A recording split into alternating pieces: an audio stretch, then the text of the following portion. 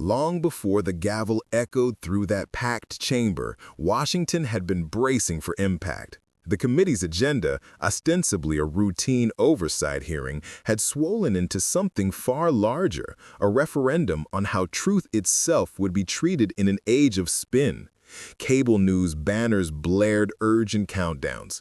Pundits framed it as the clash of the season, a rising congresswoman known for steel-edged clarity, facing a strategist whose resume read like a greatest hits album of partisan warfare. Outside the Capitol, barricades guided throngs of onlookers and camera crews. Satellite trucks lined the curb like armored carriers. Inside, staffers whispered about the stakes, federal funding entangled with accusations of corruption, policy proposals that could shape immigration and civil rights for a generation. But beneath those policy bullet points pulsed something deeper, something more volatile, a question about who gets to narrate America's future. On morning talk shows, analysts spoke with barely disguised glee. Expect fireworks, one predicted. Crockett may be composed, but Patel knows how to rattle a cage. Hashtags began trending before the first witness took an oath. Hashtag Crockett versus Patel climbed the charts. Memes pitted calm justice against chaotic swagger. Every refresh of a social feed delivered fresh wagers on who would own the moment. The energy seeped into the marble halls. Staffers carried coffee like contraband, eyes darting to glowing phone screens. Lobbyists whispered in corners, sensing that a single exchange might shift the momentum of upcoming votes. Even seasoned journalists felt the charge. One veteran reporter compared the buzz to the night before a State of the Union when nobody knows the ending. When the hearing finally opened, that anticipation coiled tight. Patel entered with the confident gait of a man accustomed to cameras. He smiled easily, as though headlines were already his. Jasmine Crockett arrived with quiet focus, greeting colleagues with nods, not handshakes, saving her energy for the storm she knew was brewing. Their paths crossed in a fleeting glance, a spark thrown onto dry timber.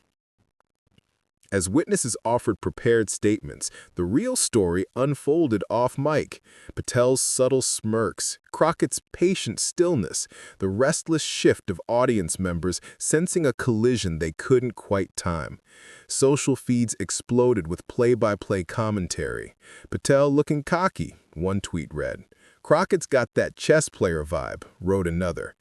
The nation wasn't just watching, it was participating, feeding the spectacle in real time. And for good reason. This wasn't only about budget lines or procedural oversight. It was about credibility, about whether sharp theatrics could overpower steady truth, about whether a woman shaped by community struggles could stand her ground against a political operator who thrived on disruption. Viewers far beyond the Beltway, immigrants, students, parents, saw their own battles reflected in the quiet versus the loud, the grounded versus the grandstanding. Every minute tightened the wire.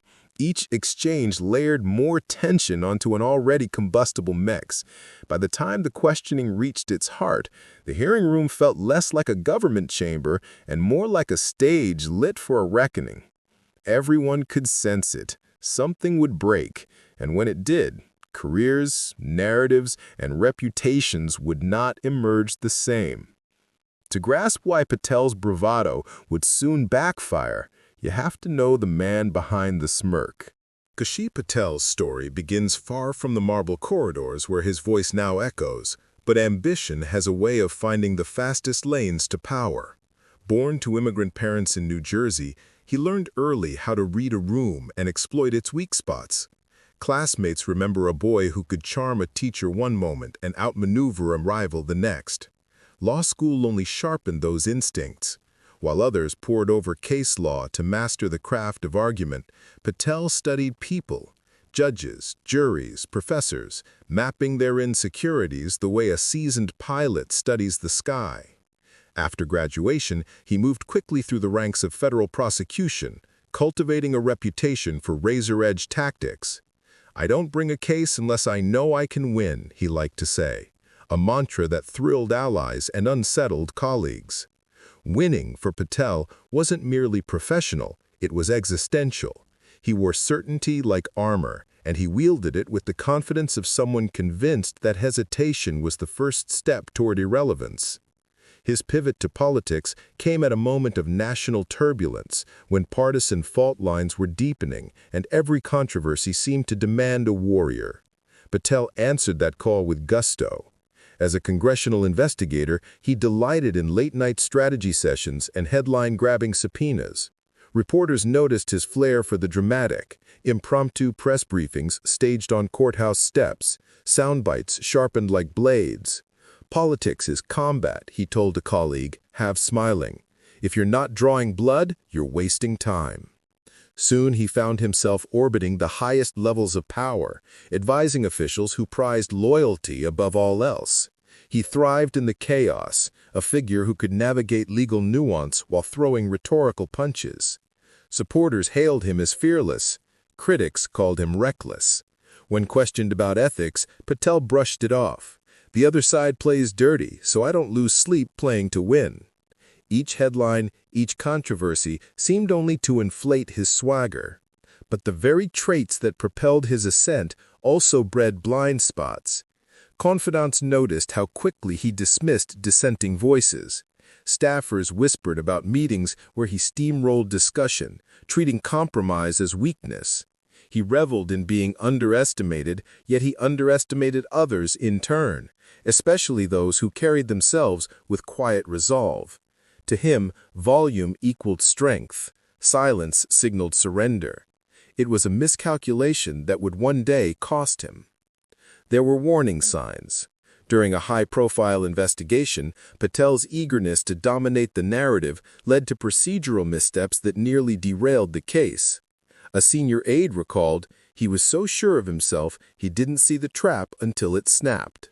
Another former colleague described him as a man convinced every room is his to command. The phrase stuck, repeated by journalists and opponents alike, an unintended prophecy of the moment now unfolding in the Capitol. Even outside the political arena, Patel cultivated an image of untouchable confidence.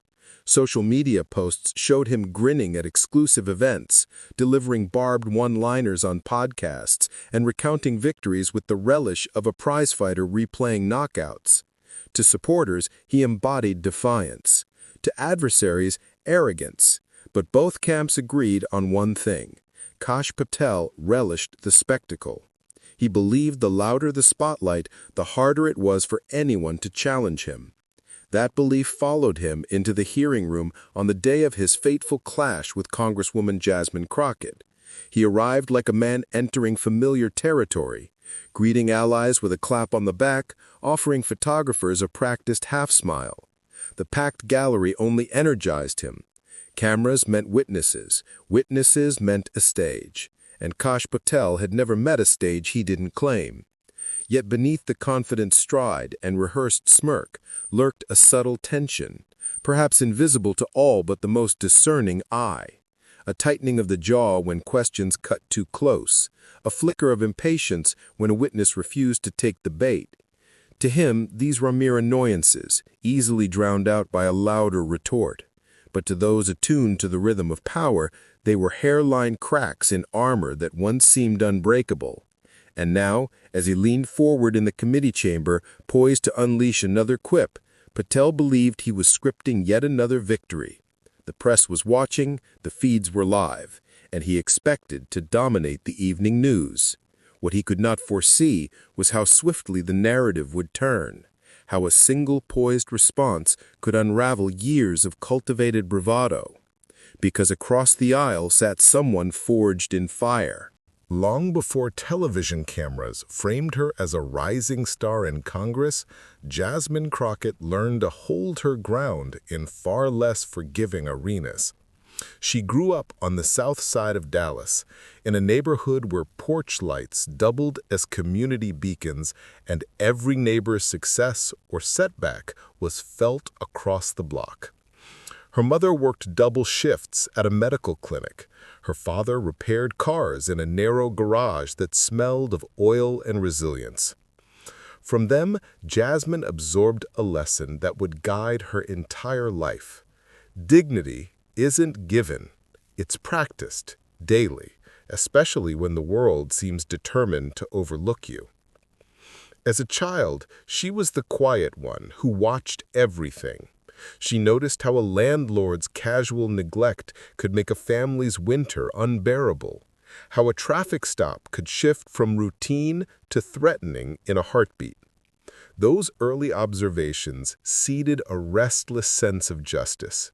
By high school, she was leading debates on civil rights history, challenging teachers with questions that left the classroom buzzing long after the bell. "Fairness isn't automatic," she once told a friend. "It's something people have to fight for, or it slips away." College at the University of Houston broadened her world but tested her resolve. Money was tight. Scholarship deadlines loomed like cliffs. Jasmine worked nights, tutoring younger students while carrying a full course load. There were moments when exhaustion whispered that quitting might be easier, yet each time doubt crept in, she thought of her parents' hands, calloused, uncomplaining, and pushed forward. Her professors began to notice not just her intellect, but her steadiness, the way she refused to grandstand even when she could easily dominate a discussion. Law school at the University of Texas sharpened that instinct into a calling. While classmates angled for corporate internships, Jasmine volunteered. The chambers seemed to tighten as the questioning began, every creak of the wood-paneled benches amplified by the press of anticipation. Kash Patel leaned toward the microphone with a practiced swagger, voice smooth but edged like a blade. "Congresswoman," he said, his tone hovering between mock politeness and open challenge, "perhaps you'd like to explain why this committee insists on wasting taxpayer money chasing phantom concerns." A ripple moved through the audience, half gasp, half low chuckle. Cameras tilted forward like eager witnesses. Jasmine Crockett remained motionless, a still figure against the swirl of noise. She adjusted a single sheet of notes, her eyes never leaving Patel's. "Mr. Patel," she began evenly, "your understanding of oversight appears selective. We are here to uncover facts, not to cater to anyone's theatrics." Patel seized on the word with a grin. "Theatrics? Please. I deal in reality, something you might try sometime." The crowd responded with a sharp intake of breath, the sound like wind catching a door. A staffer near the wall mouthed a silent "wow," while the committee chair tapped the gavel for order. Crockett did not flinch. She simply folded her hands, her pause deliberate enough to make the room lean closer. "Reality," she said softly, "is measured by evidence, not volume." Patel's smile thinned. "Evidence? I wrote the report you're pretending to understand." His voice climbed a notch, riding the acoustics of the chamber. Phones in the gallery recorded every second, their tiny red lights blinking like a constellation of watchful eyes. On social feeds outside, live comments poured in. "He's rattled already. Look at her composure." Another question from Crockett, precise, surgical, cut through his rising bravado. "Did you or did you not authorize communications that circumvented federal protocols?" Patel scoffed, louder this time, pushing past the microphone as if sheer force could drown her out. "You're twisting words. This committee is a circus, and you're its ringmaster." The audience murmured, a low rumble of disbelief. Someone coughed, another whispered, "He's losing it." The chair raised the gavel again, but the sound barely registered over the growing tension. Crockett leaned forward just enough for the lights to catch her steady gaze. Her voice dropped to a calm, resonant register. "Sir, this is not a circus. It is Congress, and the American people deserve answers, not insults." The contrast was almost cinematic, Patel's rising decibels against her measured cadence, the erratic drum of his impatience against the steady heartbeat of her restraint.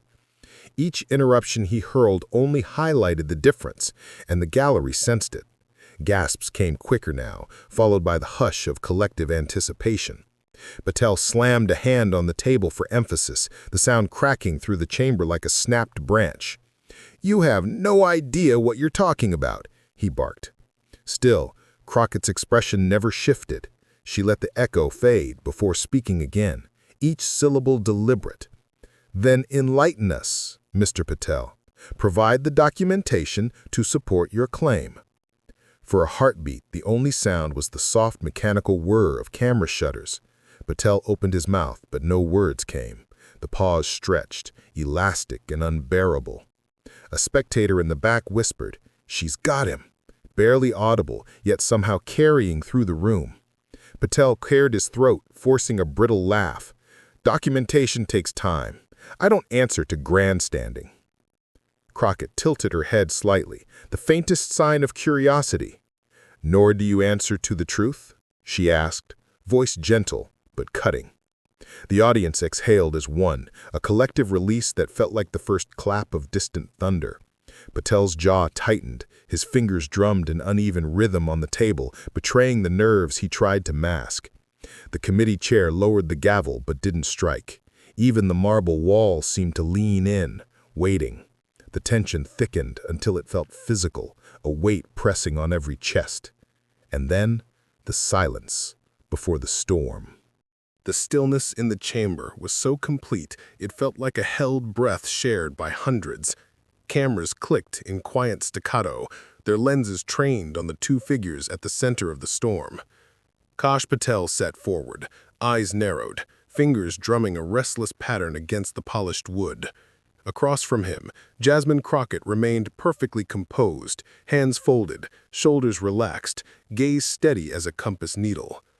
The tension between them was almost visible, a charged line of air that shimmered under the committee lights. She inhaled slowly, the faintest movement, and the room seemed to lean with her. "Mr. Patel," she began, her voice calm enough to feel dangerous. "You've spent this hearing dismissing evidence and deflecting questions, but you haven't done the one thing the American people deserve. Answer." Patel smirked, a reflex more than a choice. "I've answered plenty," he said, attempting a laugh that landed flat. Jasmine tilted her head slightly, as though regarding a puzzle that had already solved itself. "What you've offered are performances," she replied, her tone even, "not answers." A low murmur rippled through the gallery. Cameras angled higher. A reporter whispered, "Here it comes," without taking his eyes off the scene. She let the silence stretch, the way a musician waits for the final note to land. Then, with deliberate precision, she delivered the line that would ricochet across screens and headlines within minutes. 5 words, spare and lethal, spoken so evenly they carried the force of a verdict. The effect was immediate and electric. A collective gasp rolled through the chamber, followed by a stunned quiet so deep that the buzz of fluorescent lights became audible. Patel blinked hard, as if he'd misheard. His mouth opened, closed, then opened again, no sound emerging. The confident strategist, the man who wore certainty like armor, sat momentarily unshielded, his expression a flicker of disbelief and dawning recognition. Across the room, staffers froze mid-note. A camera operator let out a barely contained "whoa," picked up faintly by a hot mic. Social media feeds lit up like fireworks. Within seconds, hashtags bloomed across platforms. Hashtag 5 words, hashtag Crockett Clapback, hashtag Truth Wins. Clips of the exchange began circulating before Patel could summon a response, the internet moving faster than thought. Jasmine didn't gloat. She didn't need to. Her posture remained serene, her eyes locked on Patel with the quiet certainty of someone who knows the facts and the moment are on her side. She waited, giving him space to recover, as if offering a chance he didn't know how to take. Patel shifted in his seat, the bravado draining from his features. He reached for a stack of papers that suddenly seemed irrelevant, his hand trembling just enough to betray the nerves he fought to hide.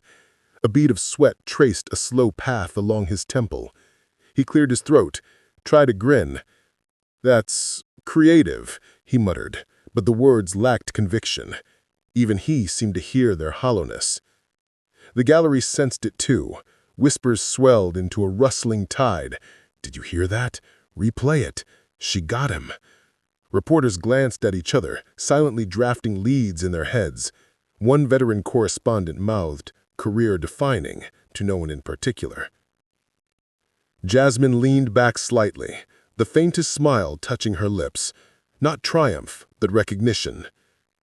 "The floor is yours, Mr. Patel," she said, her voice as calm as it had been all afternoon. But none came. Patel glanced toward his allies behind him, searching for a lifeline. They avoided his gaze. The silence expanded until it felt physical, pressing against every wall, every heartbeat. Somewhere a phone chimed with an incoming alert, an echo of the storm already raging online. Outside the chamber, the ripple spread with viral speed. News networks cut into programming with breaking banners. Commentators scrambled to replay the clip, analyzing her tone, his stunned reaction, the subtle choreography of a takedown executed without a raised voice. Viewers across the country forwarded the moment to friends and family. "Watch this. You won't believe it." Inside, the committee chair finally rapped the gavel to restore order, but even that sharp crack seemed muted compared to the eruption building in the gallery. Applause broke out despite procedural decorum, a spontaneous release of tension that neither rules nor warnings could contain. Some stood, others slapped the benches in approval. The sound rolled through the chamber like a wave. Patel attempted a protest. "This is highly irregular," but his voice cracked and the words dissolved under the applause. The strategist who once thrived on spectacle now found himself drowning in it.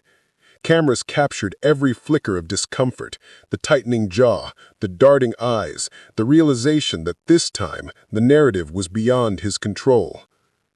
Jasmine remained still, letting the reaction crest and settle. She glanced briefly toward the chair, then back to Patel, her expression unreadable except for a trace of resolve.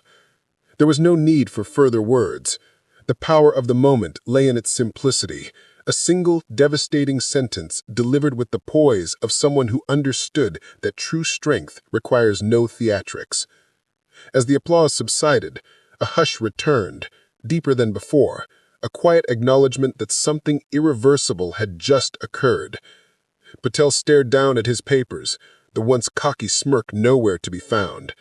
For the first time that day, he looked small beneath the weight of his own choices. Jasmine gathered her notes without hurry, the faint rustle of paper the only sound in the chamber. She glanced toward the press gallery, then to the audience, her eyes reflecting not victory, but a quiet affirmation. Facts had spoken, and they needed no embellishment. Patel opened his mouth again, perhaps to reclaim the narrative, but nothing came.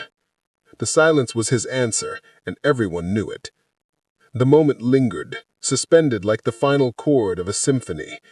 Viewers watching live would later describe feeling their own hearts hammering, as if they'd been in the room, holding that collective breath. Comment threads exploded with awe. "This is how you stand your ground. Grace under fire personified. 5 words changed everything." And still, Jasmine said nothing more. She didn't have to. The world had heard enough. Outside the Capitol, the autumn air buzzed with the kind of excitement usually reserved for championship nights or unexpected miracles. Within minutes of the exchange, the clip of Jasmine Crockett's 5-word takedown raced across social media at lightning speed. Phones everywhere lit up with push notifications. "Watch Rep Crockett's epic line, Patel stunned." Hashtags multiplied in real time. Hashtag epic line. Hashtag Crockett Clapback. Hashtag truth over noise. Climbing trending charts before Patel even left his seat. On Twitter, the first viral post came from a college student in Chicago who had live-streamed the hearing. 5 words, that's it, and she just changed the game. Within an hour, it had 500,000 likes. Instagram filled with reaction reels, roommates screaming at laptop screens, parents pausing dinner to replay the moment, teenagers mouthing Jasmine's words like a new anthem. TikTok creators layered her voice over music tracks, each remix gathering millions of views before midnight. News outlets scrambled to keep up. Major networks cut into regular programming to replay the exchange in slow motion, highlighting Patel's blink of disbelief and Jasmine's unshakable calm. Commentators on cable panels spoke with an almost giddy reverence. You could feel the air shift. It wasn't just a political win, it was a cultural lightning strike. Late-night hosts found their monologues already written for them. "You know you've had a bad day," quipped one comedian, "when 5 words send the entire internet into a standing ovation." Another host played the clip 3 times, adding a laugh track only to stop mid-playback and say, "Nope, needs no help, that's perfection." Influencers outside the political sphere jumped in too. Musicians tweeted lyrics inspired by the line. Fashion bloggers posted side-by-side shots of Jasmine's composed posture, calling it the new power pose. A viral dance challenge emerged in which participants froze mid-step the moment Jasmine delivered her phrase, a nationwide wink to the moment the room itself froze. But the reaction wasn't only playful. Civic leaders and community organizers recognized the deeper resonance.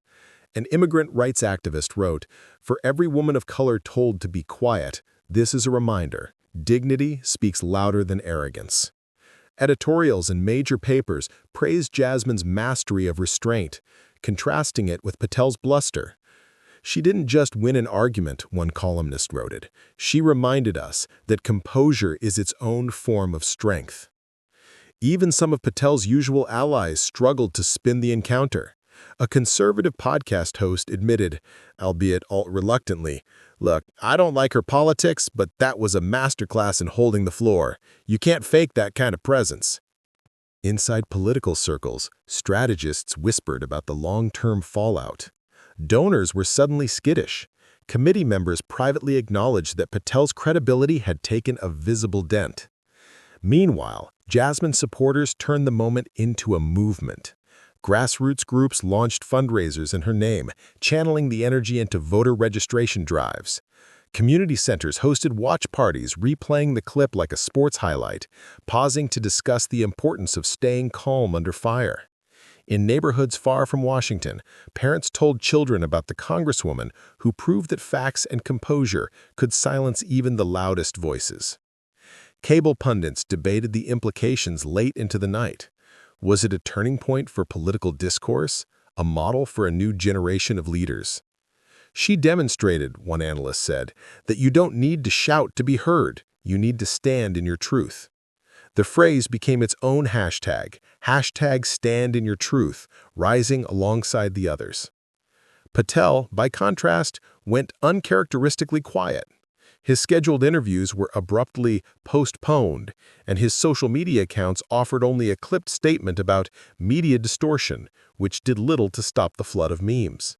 Screenshots of his stunned expression became the internet's newest reaction image, captioned with everything from "when the Wi-Fi dies mid-game" to "realizing she just ended your argument."